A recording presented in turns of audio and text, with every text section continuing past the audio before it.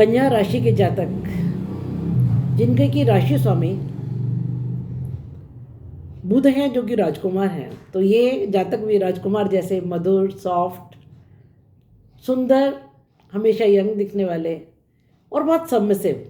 लेकिन अगर हट पर आ जाए तो बाल हट सुनिए ना, बस वैसी हट होती है इनकी। बात करते हैं कैसा रहेगा कन्या राशि का वर्ष 2025। हम जब वर्षफल की बात करते हैं तो मोटे तौर पर बड़े ग्रहों को डिस्कस करते हैं, पर इस वर्ष एक अजीबोगरीब घटना ये है कि छोटे ग्रह जो जल्दी मूवमेंट करते हैं, शुक्र, मंगल, बुध, ये भी बहुत लंबे समय तक एक एक राशि में रहने वाले हैं। नमस्कार, स्वागत है आपका दीपा ज्योतिष में और स्वागत है मेरे चैनल 21st सेंचुरी मॉम में।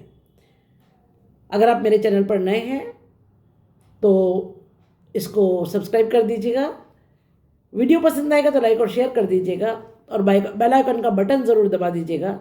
आज हम बात करेंगे कि कैसा रहेगा वर्ष 2025 कन्या राशि के जातकों के लिए। तो मंगल से शुरू करते हैं। मंगल वक्री हैं, नीच हैं, 80 डेज तक का टाइम है ये, 25 फरवरी तक का, और 12 जनवरी से लेकर के 12 अप्रैल तक ये पुनर्वसु नक्षत्र में रहेंगे, जो कि गुरु का नक्षत्र है। तो मंगल के नीच और वक्री होने के प्रभाव क्या होंगे? देखिए, मंगल जब हमारी एनर्जी है, ब्लड है बॉडी में, मंगल जब नीच के होंगे तो एक्सीडेंट्स, दुर्घटनाएं, क्रोध और उतावलेपन में कुछ डिसीजंस। लेकिन क्योंकि वो गुरु के नक्षत्र में है और वक्री हैं, तो वक्री होने ने और गुरु के नक्षत्र में होने ने काफ़ी हद तक स्थितियों को संभाल लिया है। फिर भी थोड़ा सा व्हीकल चलाते समय ध्यान रखें और स्वेच्छा से रक्तदान करें। बात करें राहु की, तो राहु 18 वर्ष बाद अपनी खुद की कुंभ राशि में आ रहे हैं। राहु उल्टे चलते हैं, राहु और केतु, तो अगले घर में जाने के बजाय पिछले घर में जाएंगे, तो मीन से कुंभ में जाएंगे। वो उनकी अपनी राशि है तो बहुत बली होंगे यहाँ पर। 1 जनवरी से 16 मार्च तक राहु शनि के नक्षत्र में रहेंगे, तो आपकी हॉरोस्कोप में मकर राशि और कुंभ राशि जहाँ भी कहीं है वो एक्टिवेटेड होंगी। 16 मार्च से 23 नवंबर तक राहु गुरु के नक्षत्र में रहेंगे, तो धनु और मीन राशियाँ एक्टिवेट होंगी आपकी हॉरोस्कोप में जहाँ भी कहीं हैं, और बाद में 23 नवंबर से अपने खुद के नक्षत्र में आ जाएंगे शतभिषा में। तो राहु जिस भी भाव में है वो भाव एक्टिवेट हो जाएगा। बात करें शुक्र की, तो शुक्र 28 जनवरी से 21 मई तक उच्च के होकर के मीन में रहेंगे लगभग 4 महीने। शुक्र लगभग 1 महीने में राशि परिवर्तन करते हैं, लेकिन इस बार 4 महीने तक एक ही राशि में रहने वाले हैं। ये बहुत अच्छी बात है। जनरली 25 से 30 दिन में राशि परिवर्तन कर लेते हैं, तो शुक्र का उच्च का होना सभी के लिए अच्छे फल देगा। अब बात करते हैं बृहस्पति की, तो बृहस्पति अतिचारी होंगे 14 मई से 18 अक्टूबर तक, 153 दिन के लिए अतिचारी होंगे ये। 14 मई को मिथुन में जाएंगे और 19 अक्टूबर 2025 को 5 महीने में ही कर्क में चले जाएंगे। एक्चुअली इनको 1 साल लगना था इस समय में, लेकिन 5 महीने में ये इस दूरी को पूरी कर लेंगे। 4 दिसंबर को वक्री होकर के फिर से मिथुन में आ जाएंगे। बृहस्पति का अतिचारी होना विश्व स्तर पर, नेशनल लेवल पर कोई बहुत अच्छा नहीं है। युद्ध बढ़ेंगे, महामारियाँ आ सकती हैं। बृहस्पति जीव के कारक हैं, जीव का नुकसान होगा। First world war, second world war, Mahabharat काल और कोरोना काल में बृहस्पति अतिचारी थे। आप कहेंगे मैडम अगर बृहस्पति अतिचारी होने वाले तो हमारे लिए शुभ कैसे होगा? तो मैं आपको उसका कारण बताती हूँ। देखिए, कोरोना काल में बहुत लोगों की जान गई, लेकिन सब तो नहीं गए। मैं बोल रही हूँ और आप सुन रहे हैं, हम बैठे हुए हैं आज। उस काल में बहुत सारी बुरी बातें हुई, लेकिन बहुत कुछ अच्छा भी हुआ। जो बच्चे जॉब के लिए, बिजनेस के लिए बाहर चले गए थे, वो घरों में लौट करके आए। 2.5 से 3 साल तक पेरेंट्स और बच्चे साथ रहे। रिश्तेदारों ने, पड़ोसियों ने एक दूसरे को बहुत सपोर्ट किया। वातावरण बिल्कुल स्वच्छ हो गया, पर्यावरण का पूर्ण उत्थान, नदियाँ साफ, हवा साफ, तारे चमकने लगे। उसके अलावा ह्यूमैनिटी का एक ऐसा एस्पेक्ट निकल करके बाहर आया है कि लोगों ने आउट ऑफ द वे जाकर के अनजान लोगों की मदद की। तो हमने सभी ने बहुत कम पैसे में घर चलाना सीखा, तो बहुत सारी अच्छी चीज़ें भी हुई। इसलिए बृहस्पति अतिचारी से बहुत घबराने की ज़रूरत नहीं है। उसका कारण ये है कि विशेष रूप से आपकी हॉरोस्कोप में बृहस्पति सबसे अच्छी स्थिति में। अगर मैं ऐसा कहूँ कि वर्ष 2025 में सबसे ज़्यादा अच्छी कंडीशन में, सबसे ज़्यादा बेनिफिट किसको होगा, तो वो कन्या राशि को होगा। शनि 29 मार्च को मीन में आएंगे, 28 मार्च तक पूर्व भाद्रपद नक्षत्र में रहेंगे बृहस्पति के, कुंभ में रहते हुए, और उसके बाद अपने खुद के नक्षत्र उत्तरा भाद्रपद नक्षत्र में आ जाएंगे, जहाँ वो पूर्ण बली होंगे। उसके अलावा मीन राशि में एक षड्ग्रही योग बनेगा 29 मार्च से, 6 ग्रह एक साथ होंगे। चंद्रमा तो 2.25 या 2.5 दिन में राशि परिवर्तन कर लेते, तो 29 तारीख से लेकर के 29, 30, 31 ये 3 दिन ऐसे हैं जो सभी के लिए बहुत अच्छे नहीं होंगे। इस योग को बहुत अच्छा नहीं माना जाता है। अब बात करते हैं एक एक राशि की, कैसा रहेगा आपका पूरा साल। तो फर्स्ट हाउस की अगर मैं बात करूं तो शुक्र की संजीवनी दृष्टि 28 जनवरी से 21 मई तक रहेगी। शनि और राहु की दृष्टि आपके फर्स्ट हाउस पर रहेगी, क्योंकि 29 मार्च को शनि आ जाएंगे आपके मीन राशि में, और 18 मई तक यहाँ पर राहु रहेंगे। तो ये एक ऐसा समय जब पिशाच योग बनेगा, कन्फ्यूजन्स होंगे लाइफ में। राहु साम दाम दंडभेद और शनि अनुशासन, तो एक कॉन्फ्लिक्ट ऑफ पर्सनालिटी रहेगा आपकी मैरिड लाइफ में, वर्क प्लेस पर, आपके बिजनेस में, बिजनेस पार्टनर के साथ। और क्योंकि पूर्ण दृष्टि फर्स्ट हाउस पर है, तो देखिए क्योंकि शुक्र है तो अच्छे प्रभाव भी होंगे, धन का आगमन, प्रेम, उसके अलावा सौंदर्य, अच्छी चीज़ों का घर में आना, लेकिन साथ साथ एक कॉन्फ्लिक्ट भी रहेगा। तो एक ड्यूअल समय होगा ये आपके लिए, जो आपको संभालना पड़ेगा। लेकिन शुक्र का उच्च होना बहुत कुछ दे जाएगा, बहुत कुछ, मतलब बहुत कुछ, क्योंकि शुक्र 7th हाउस में अपनी ही स्थान में है।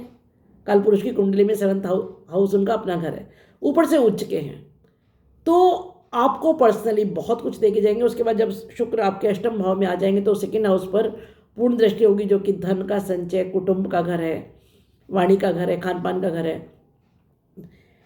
22 मई के बाद भी बहुत अच्छा समय है, बहुत ज़बरदस्त धन का संचय होगा, और वाणी में मधुरता आएगी, कुटुंब में कोई शुभ काम होगा, और खान पान के लिए बहुत अच्छा समय होगा आपके लिए ये।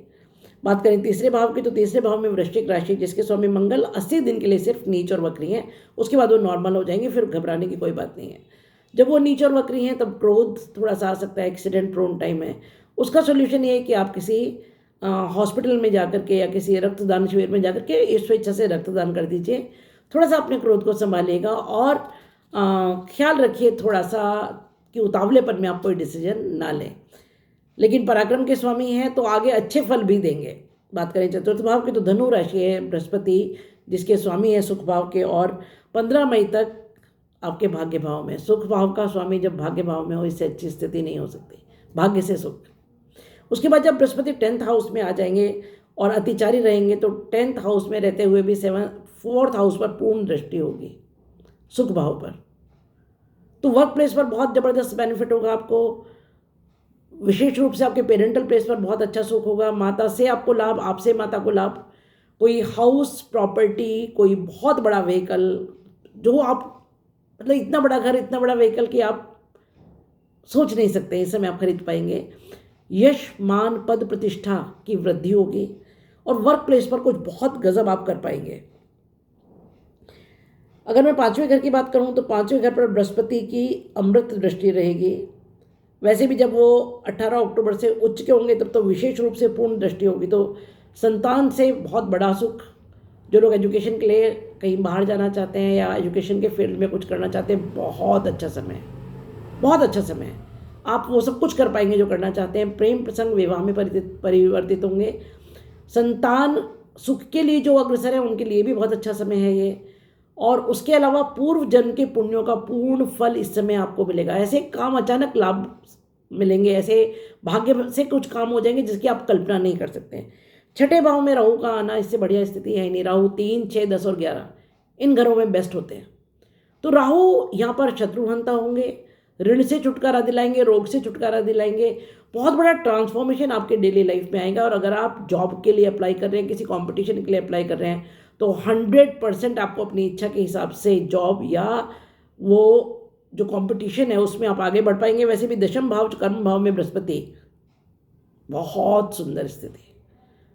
कोई नया जॉब, नया प्रोफेशन, नया बिजनेस इस समय आप कर पाएंगे, और वो बहुत प्रोग्रेस करेगा, बहुत सक्सेसफुल होगा, और हज़ारों रास्ते खुलेंगे आपको हेल्प के लिए। 7th हाउस में 29 मार्च को जब शनि आएंगे और 18 मई तक जब यहाँ पर राहु होंगे, तो वो पिशाची हो गए, वो थोड़ा सा संभलने का समय है। कारण ये है कि कॉन्फ्लिक्ट रहेगा पर्सनैलिटी में, जो कि मैंने आपको शुरू में ही बताया है। लेकिन शुक्र उच्च के हैं तो संभाल लेंगे। बाकी षड्ग्रही योग मैंने आपको बता दिया है, 29, 30, 31 यहाँ पर होगा। तो विशेष रूप से पति पत्नी के संबंधों में ध्यान रखें, बिजनेस में ध्यान रखें, बिजनेस पार्टनर के साथ ध्यान रखें। अष्टम भाव में 22 मई से जब शुक्र आ जाएंगे तो बहुत अच्छी स्थिति होगी। बहुत सारी गुप्त स्रोतों से धन आएगा, ससुराल से धन, इंश्योरेंस से धन, वसीयत से धन। उसके अलावा रिसर्च में आप कुछ बहुत अच्छा कर पाएंगे। भाग्य भाव में बृहस्पति 15 मई तक हैं। पिता से लाभ, पिता को लाभ, गुरु से लाभ, कोई गुरु मिलेगा, आध्यात्मिक यात्राएं होंगी और भाग्य प्रबल साथ देगा। उसके बाद जब बृहस्पति 10th हाउस में अतिचारी होंगे तो भी मैंने आपको कहा है कर्म स्थान पर जबरदस्त बेनिफिट आपको मिलेगा। गवर्नमेंट से कोई जबरदस्त लाभ मिलेगा। राज्य का सुख, राज्य से सुख, पिता को बहुत जबरदस्त लाभ मिलेगा और पिता से आपको लाभ मिलेगा। बॉस का फुल सपोर्ट होगा। अगर आप कोई ट्रांसफ़र चाहते हैं, आप कोई नया जॉब चाहते हैं, तो ऐसा जॉब जिसकी आपने कल्पना नहीं की होगी वो इस समय आपको मिलेगा। उसके बाद जब उच्च के होकर 11वें भाव में होंगे तो विशेष इच्छा पूर्ति, लिख लीजिए डेट, 18 अक्टूबर को आएंगे और 5 दिसंबर तक यहाँ रहेंगे। इस समय कोई ऐसा काम होगा जो बरसों से आपने सोचा था और आपने सोचा था अब तो होगा ही नहीं, वो पूर्ण होगा। इतनी बड़ी इच्छा पूर्ति और इतना बड़ा लाभ कि ऐसा समय जीवन में दोबारा नहीं आएगा, नहीं आएगा दोबारा। बात करें आपके 12वें भाव की तो केतु का यहाँ होना सबसे बढ़िया प्लेसमेंट है। मोक्ष दाता केतु 12वें घर में एग्जिट में, आप आध्यात्मिक काम करेंगे। ये पूरा साल ऐसा होगा कि आप ऐसे कर्म करेंगे जिससे आपका एग्जिट पृथ्वी से बहुत आसान हो जाएगा। केतु अचानक के कारण है। केतु बिना इच्छा के ही बहुत कुछ देते हैं आपको। विदेश से लाभ होगा, विदेशी लोगों से लाभ होगा, एक्सपोर्ट इंपोर्ट में लाभ होगा। उसके अलावा अगर आपका कोई कोर्ट कचहरी का मामला चल रहा है, हॉस्पिटल का कोई मामला चल रहा है, उससे मुक्ति मिलेगी क्योंकि केतु मुक्ति के कारक हैं और अचानक चीज़ें बनेंगी। ये है मेरी रीडिंग्स इस वर्ष के लिए। कुछ सजेशंस आपको हैं, हनुमान चालीसा कीजिए शनिदेव के लिए और मंगल के लिए भी, और राहु के लिए सरस्वती पूजा कीजिए। बृहस्पति अतिचारी हैं, उसके लिए केले के पेड़ को हल्दी मिलाकर जल दीजिए। वीडियो पसंद आए तो लाइक, शेयर और सब्सक्राइब कीजिए। मिलते हैं एक ऐसे वीडियो के लिए बहुत जल्दी। तब तक स्टे हैप्पी, स्टे ब्लेस्ड।